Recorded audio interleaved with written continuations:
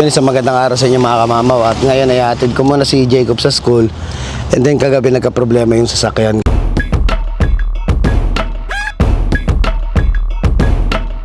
ko, which is yung headlamp. Wala na siyang ilaw, pundido na, so kailangan ko pumunta ng Canadian Tire. So ngayon ako magpapalit, i-google ko na lang kung paano palitan, kasi nung nakaraan yung likuran ako lang din na nagpalit. So may tools naman tayo dyan sa bahay, sana umubra yung tools para mapalitan natin ang ating headlamp. Let's go!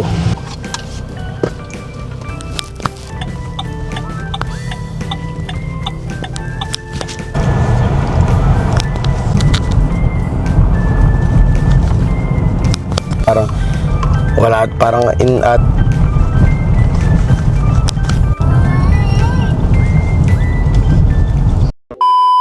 yun pala mga kamama, may pagkukwentuhan din tayo habang nagkakalikot ako ng bumbilya ng sasakyan ko.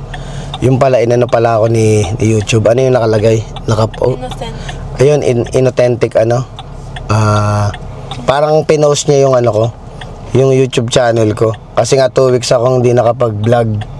So, ayun, parang ano, pinost niya. Tapos parang, kumbaga ba, yung mga videong gagawin natin is parang hindi siya naka-monetize, hindi siya mag-earn. So, yun mamaya pagkakwento natin habang nagkakalikot ako ng sasakyan. Iatid muna natin si Jacob tsaka si Blessas Golden. Punta tayo ng part source. So, ayan, para atis maresolbahan na natin yung ilaw natin dahil mahirap na at baka mamaya sa umaga hindi mahalata. Pero every time na binubuksan ko yung sasakyan ko, lumalabas siya na parang headlamp on the right side ay ano, naka-yellow siya. So ibig sabihin naka-warning siya. So tiningnan ko siya kagabi nung pauwi ako, doon ko nakita na ano, parang kirat yung ano mo, yung sasakyan mo, kasi baka may matsyempuhan tayo ng pulis. Hindi naman niya tayo matitikitan, pero syempre pag pinahinto kasi tayo ng pulis, katulad nung nangyari sa atin dun sa likod ng sasakyan dati, hindi masyadong malinaw yung ano, yung signal light ng kaliwa. Makikita niyo yung pag pundido na yung ilaw ng sasakyan nyo, pag nagsisignal kayo, mabilis na yung blink. Pag yung sakto na blink, yung tuk, tuk, tuk, ibig sabihin okay pa ilaw mo. Pero pag yung ilaw niya talagang parang doble pa nung blink na ano, tsaka yung tunog maririnig mo, ibig sabihin papundi na yung ilaw mo. So ngayon, napahinto ako nung pulis dati. Ang naging problema, hindi ka naman niya tinikita. Kaso nga lang, kailangan ko pumunta sa police station para i-report na, na pinalitan ko na. So ngayon, kailangan nating agapan para at least di tayo matsyempohan ng police nang hindi na tayo pumunta sa police station para i-report pa na nagpalit tayo ng ilaw. Tsaka syempre for safety purposes na rin.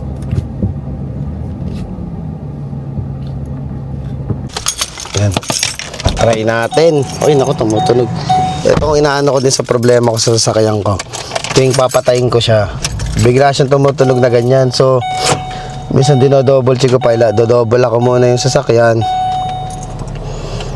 Unlock the key. Unlock the door. Yun.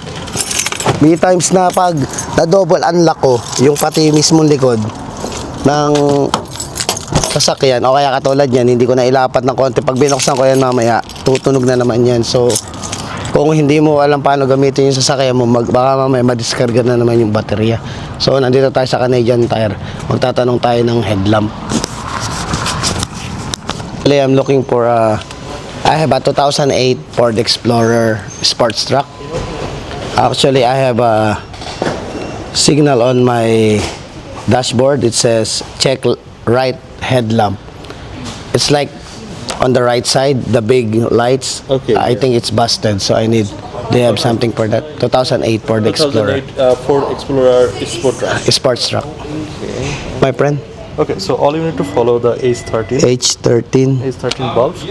So those are the regular bulbs. Yeah. Like $20. $20. It's not super bright. It's like kind of yellowish. Yeah. And the next one we have the. Yeah, looking for like a real white, like a white. Usually I have 3 lights on my. If you want the super white, yeah, then you need to buy the LED. How much is that one? LED, it's come with 2 in a pack, and it would be. Also, like I can change both. Yes. Yeah. Is 30. Yeah, I think much better to change it both now, right? Because the light will be different if the new and Yes, old one, it's right? better to buy 2-pack, but like for most of the vehicle, it doesn't compatible with the LED. Like sometimes it doesn't work. Oh, I see. So it's better to like take the halogen bulbs. Okay. So the better one we have in here. Yeah, I think that It one's would be $70 for 2. It's super bright and the most expensive one we have right now. So you have like the mid part price. Mid one would be $60. It also white, not super white, but it's kind of whitish. Oh yeah, I It would see. be $60 for 2. Okay, so I'll try this. This one? Yeah. So medyo pricey din pala mga kamamaw yung bulb. So doon tayo sa mid lang. Kasi ang expensive is 69, right? 69 is the most expensive one. Yeah, this This is is the like second expensive. yeah, but this is compatible on my vehicle, right? it's Okay, okay. compatible with your vehicle, and always wear gloves, or you can use tissue paper when you are putting the Oh, new I glove on see. your vehicle. So I don't need to get like my bare hands. Yeah. No, you can't. Yeah. So what will happen if I put it like that? Like there's like some moisture on your hand. Oh, I see. The glass, it can blow out. Oh, I see. Okay. So yung buti at least na ano tayo. Nasabihan tayo. Pinakuha nating Silvania brand. So mas mababa ng $10 dun sa isa. Para at least kahit paano makatipid tayo. Kasi medyo mabigat at may padating din tayo pag pinaayos natin yung sasakyan natin. Paperwork. Thank you, my friend. Yeah. Nagche-check ako ng sa website ng paano magpalit ng headlight ng sports truck para mamaya pag-uwi, alam ko na paano gawin. May mga tools naman tayo na may driller tayo doon na may mga bala na baka pwede natin magamit pag baklas, or else katok tayo sa kapitbahay, hingi tayo or hiram tayo ng tools na tamang tools para dun sa ating sasakyan.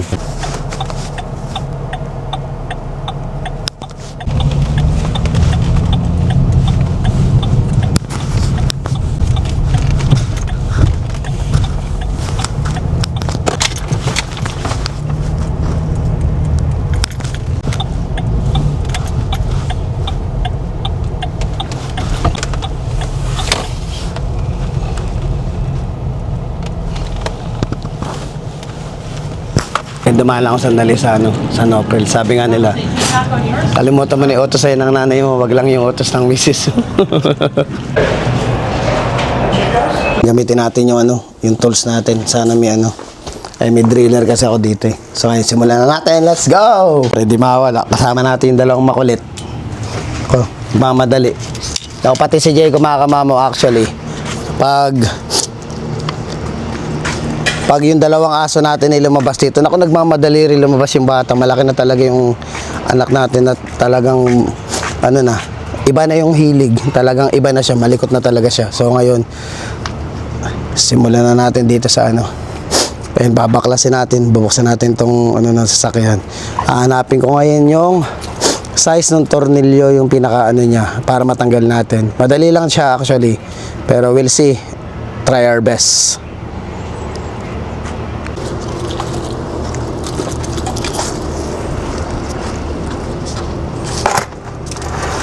Check natin ngayon dito. Kasi natin yung camera para mas nakikita niya. So sabi dun sa dito lang sa may bandang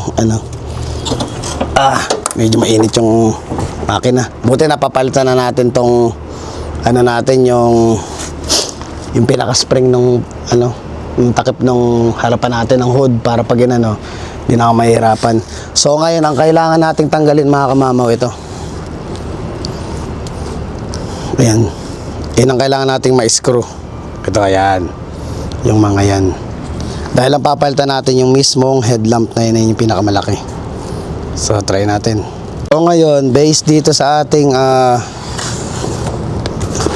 gamit, titingnan natin kung meron dito na pang huwag sana bumagsak tong camera ko.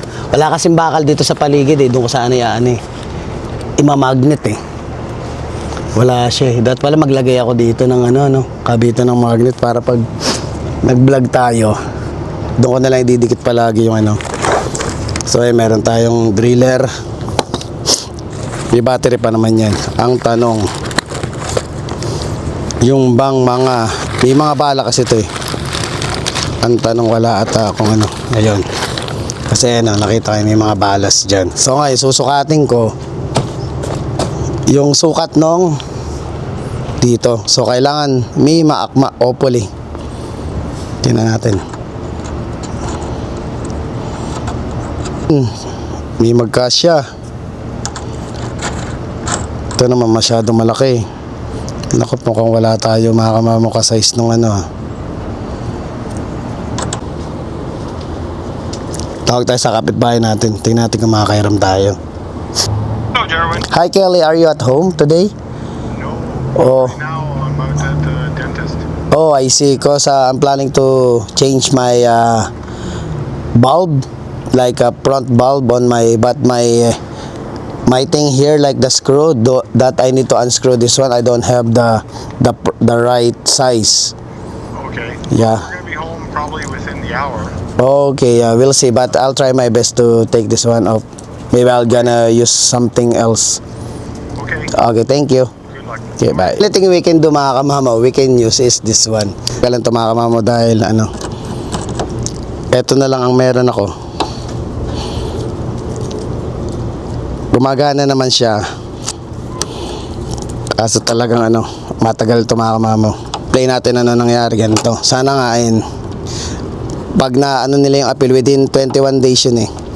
So kung ma-approve nila appeal na matatanggap nila yung reason ko, pwede nilang ibalik yung monetization ko, which is kahit pa paano yung barya-baryang kinikita natin sa YouTube, malaking bagay yan. Hindi biro mga kamamo magtanggal nitong tornilyo. Luma na kasi. Isipin mo ayun pa pati kabila oh. Tatanggalan ko rin yung tornilyo yun. Yan mga kamamo, natanggal ko na yung ano. Natanggal ko na yung isa. Tanggal ko na isa. Nakuha sa dahan-dahan. Dinadahan-dahan ko lang kasi pag pinuwersa ko naman to, baka mamaya ano yung ano to, yung size nito. Hindi ko na siya magamit yung tools na para dito kasi nga raspado na. Kaya kailangan iningat ako rin konti. So, one down. Ay, sa wakas. Mga mama, hindi biro magtanggal. Dahil ano na siya, yung kalawang na yung... Siyempre, tagal na rin hindi napalit. Ano yun, no? Tanggal.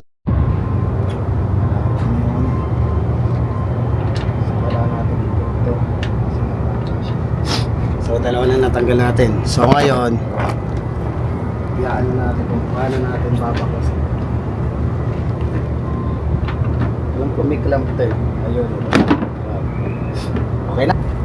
So, ito na yung bulb. So, ngayon yung bulb, kailangan natin mag-gloves or tissue pag kinabit daw yun dahil hindi pwedeng gamitin ang bare hands natin dahil nga may oil ang ating kamay. So, pwedeng masira or pwedeng magkaroon ng problema ang bumbilya.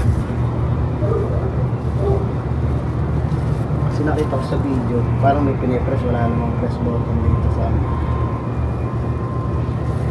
Ay, madali lang pala mga kamamo.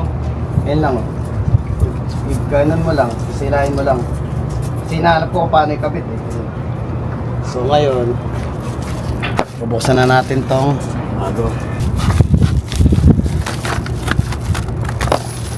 So yun mga kamamo, nakabit ko na.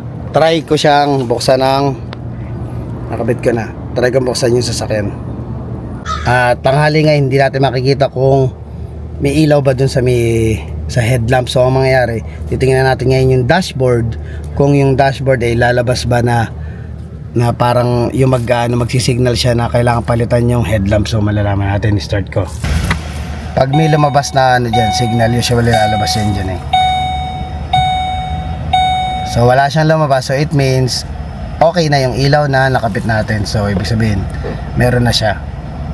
Iko na muna to sa pwesto, tapos yung kabilang ilaw ay kabit ko na rin dahil advisable talaga na once na nagpalit ka ng isa, palitan mo rin yung kabila para sigurado. Kasi total naman pag binili mo siya 2 pairs, isang pares naman talaga siya. So para at least para silang mapupundi o mapabasted sa mga susunod na pagkakataon. Actually madali lang talaga siya mga kamama palitan eh. Nagkataon lang ito lang ginamit natin, medyo napalaban ako ng napalaban ako ng paikot-ikot eh. yung mahirap ibalik. So habang hinihintay ko, ayoko magsayang ng oras. Kasi nga sabi ni Kelly, darating siya within 1 hour. So mga nasa 20 minutes na since the last time na tumawag tayo sa kanya kung nasa bahay siya. So papalitan ko na tong kabila para ates habang itong kinakabit ko, umaandar yung oras. Baka sakaling bago kumatapos to lahat is nandito na siya sa bahay para ates mahirap maano siya tumatama ay magagasgasan yung mga gilid-gilid nung ano natin eh. Yung mga ganto-ganto natin pag binalikan natin yung tornilyo. Hindi siya ganun kadaling ibalik lalo pag mano-mano ang gagamitin natin. So yan ako na lang muna to. Tanggalin ko na lang din muna tong kabila para hindi tayo nagsasayang ng oras. At tayo mag-ayos pa tayo ng ng babaonin natin. Papakainin pa natin yung mga alaga natin. Ay, nakalimutan ko pa pala mga kamamot. At pala dumaan ako sa bilihan ng dog food at walang dog food dun dalawa. So malamang magkakanin tong dalawang alaga natin ngayon.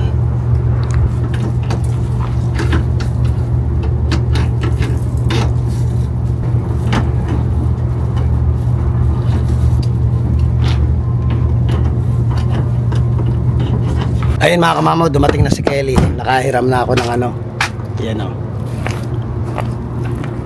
Yung pinoproblema kong kanina pa. Ganun kadali. Isipin mo ganun lang siya kadali. Hirap na hirap tayo kanina mga kamamaw. Okay na.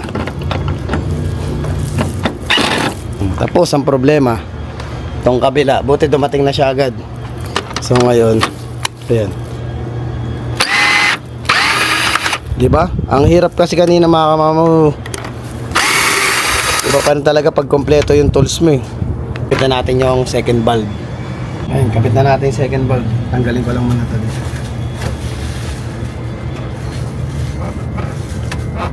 Yun. So kailangan ko kunin yung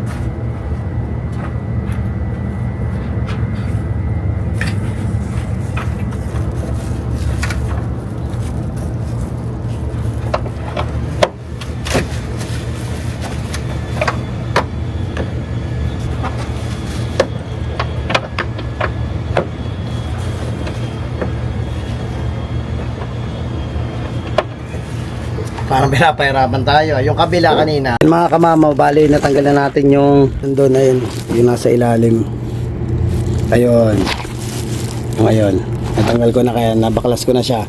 Ang problema naman mga kamamaw, itong mismong valve na luma, ito, hindi ko siya mapihit. So kailangan ko pa ng basahan. So talagang binibigyan niya na tayong challenge ngayon kasi luma na rin siguro eh.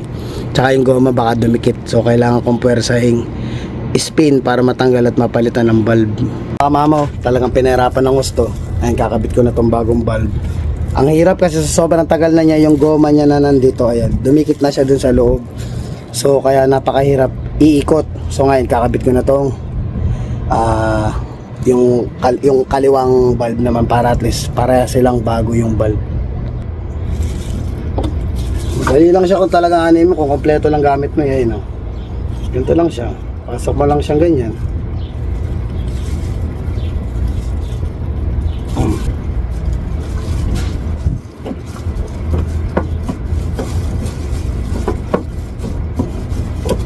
Makakapama na yun. Pag nakapama na pumasok na yung tatlo, tsaka mamailalak. Ay, nakabit ko na mga kamamaw, minalat na ako. Napagod na ako, ang sakit na ng kamay ko. Ang naging problema mga kamamaw, hindi ko tinanggal. Dumikit pala siya doon sa mismong dito sa may dito sa may ilagay ng headlamp, yung pinaka kinakabitan nung pagkakabitan natin nung ng ilaw. Ayan naiwan siya doon sa loob. Kaya yung tataka ko ayaw pumasok doon sa mismong pinaka hindi siya mag-lock. So na-realize ko, tinanggal ko to dahil kapares ng valve, meron siyang dito yung sample valve kanina eh. Meron kasi siyang white, parang white ba na ayun, I see, make sense now. Kasi yung isa wala tong rubber, etong isa may rubber. Nakita niyo yung kulay cream, kulay silver. So yun, natanggal, sumabay siya, sumama siya. Kaya kanina sabi ko, hirap na hirap ako ikabit yung yung rubber. Ayan, sakit sa kamay mga kamamo kasi yung angulo ng pwesto natin, ang hirap magamit ng puwersa. So ngayon nakabit ko na, tutornilyo ko na siya ngayon. Ngayon success ang ating operation.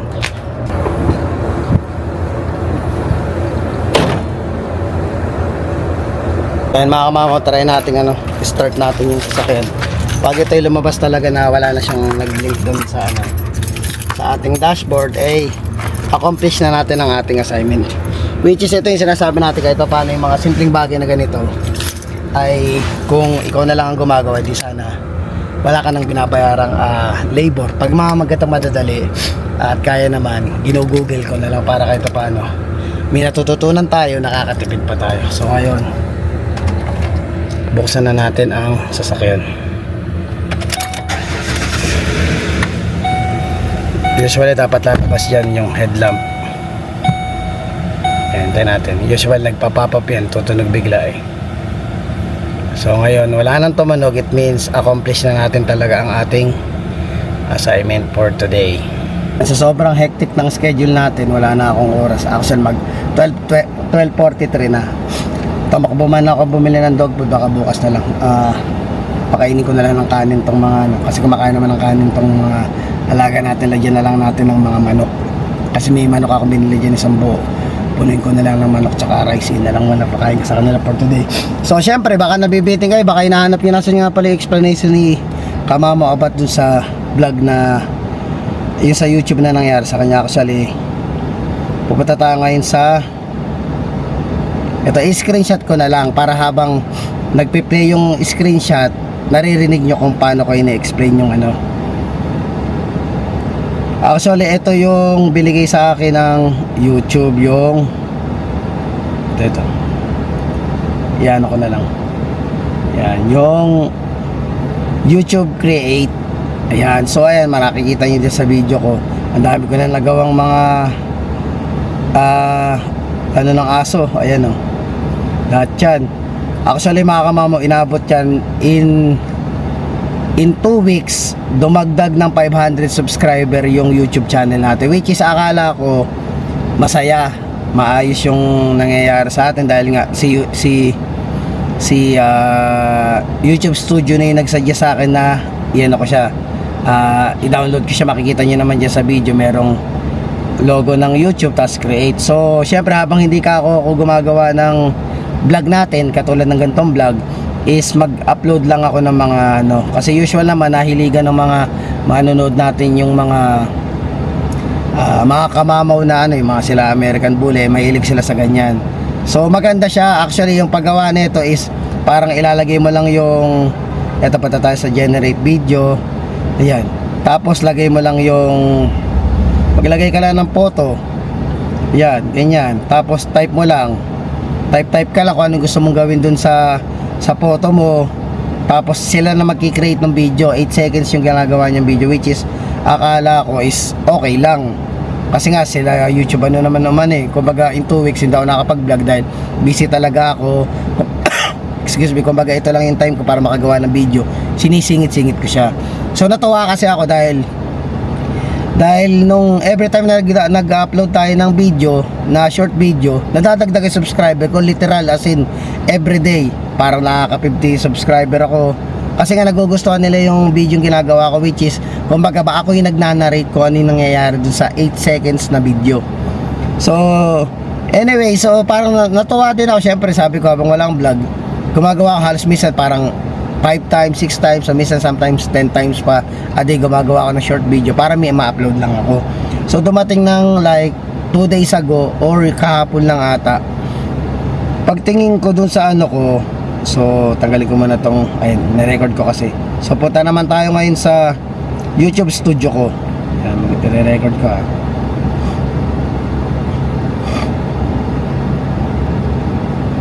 Yan. So ayan mga kamamaw, makikita nyo doon sa subscriber ko is 2,907. From that time kasi 2 weeks ago parang 2,400 something lang yan. So ngayon na 2,900. So magti 3,000, ma-unlock na natin 3,000 subscriber. Kaya tuwan-tuwa ako. So ayan, sinisilip ko siya at bala kong gumawa uli sana ng short video dahil hindi nga tayo nakapag-vlog. Nagpunta ako dito ngayon sa earn. Pinindot ko itong earn. Ito makikita nyo yung lalabas. Yan, nakalagay, your channel is not currently able to earn. So which is parang nakalock siya or nakapost. So nakalagay dito, what happened? After reviewing your channel using a combination of automated system and human reviewers, we found that it does not follow YouTube channel monetization policy, which is hindi ko yun alam kasi ang inaano ko yung ginagamit na AI galing naman kala YouTube, kala ko okay lang. So makikita mo dito inauthentic content.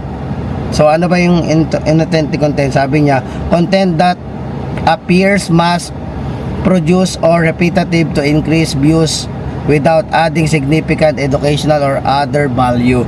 So which is hindi ko rin alam, wala rin akong alam. Wala naman akong, kumbaga ginawa ko dan sa vlog is parang kumbaga maganda lang ba sa mata. Kumbaga ba kahit sino naman makakita yung AI na parang nasa Paris yung aso, naglalakad sa forest, nagka-camping. Ang ano ko naman is wala naman akong, para sa akin sa isip ko wala naman ako binayolate na, wala namang parang grabing video na parang nagkapatay, mga ganun ba yung mga parang mga disaster something, parang puro na lang magaganda sa mata. So anyway, ganun ang nangyari. Noted, your unpaid earning may be withheld in accordance with the YouTube partner program terms or applicable policies. So ayan ang nangyari. So ngayon makikita nyo dito, meron here's how you start appeal. Ayan, may makikita kang button na appeal. Ito lalo na ipapakita ko yun para ma-explain, maintindihan nyo ano yung explain ko. So ayan na, pag pinitot mo tong start appeal, may mga requirements siya para makapag-appeal ako, para kung sakaling within nakalagay dito, para kumbaga ba anytime na pag yung video yung ginawa ko is approve sa kanila, babalik uli yung earnings score, monetization ko. So kailangan ko lang ng film your video in a supported language, keep your video under 5 minutes, show or mention your channel URL within the first 30 seconds. So hindi ko alam kung anong URL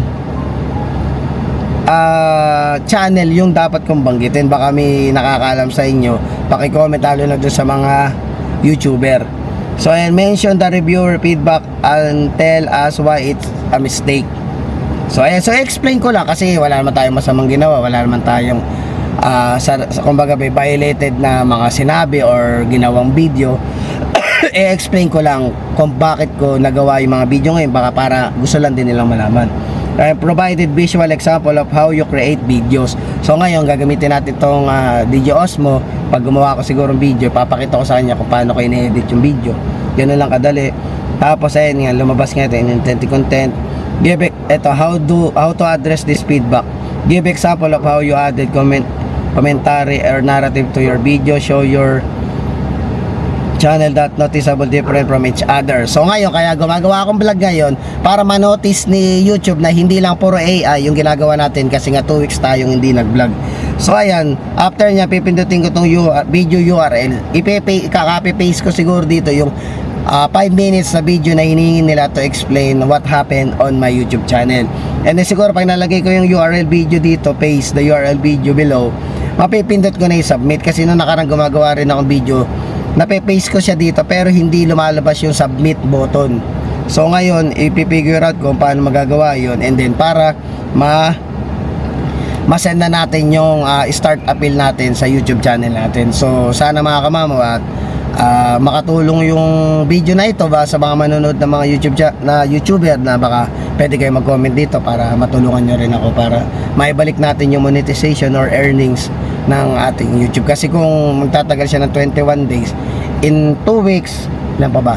In 2 to 3 weeks, magka-camping na tayo. So gusto ko sana bago mag-camping is maayos na natin tong YouTube natin kasi syempre, kumbaga ba parang pinaghahandaan ko din yung camping na yun. Kumbaga ba marami na ako nasa isip na ano ba yung mga video na dapat ko ipakita para mas matuwa yung mga manunood, yung mga viewers natin at syempre mga bago nating subscriber. So yun lang ang ano natin, kaya gusto ko sana maayos sana. So ayun mga kamamaw, accomplish ang ating assignment for today. So ay maraming salamat, marami tayong natutunan. Hopefully may natutunan din kayo sa akin na sa simpleng pag-ayos ko lang nung ilaw ng ng bulb ng ng ating sasakyan. So maraming salamat sa inyo. Please don't forget to like, share, subscribe, and hit the notification bell for more updates of my videos. See you mga kamamaw.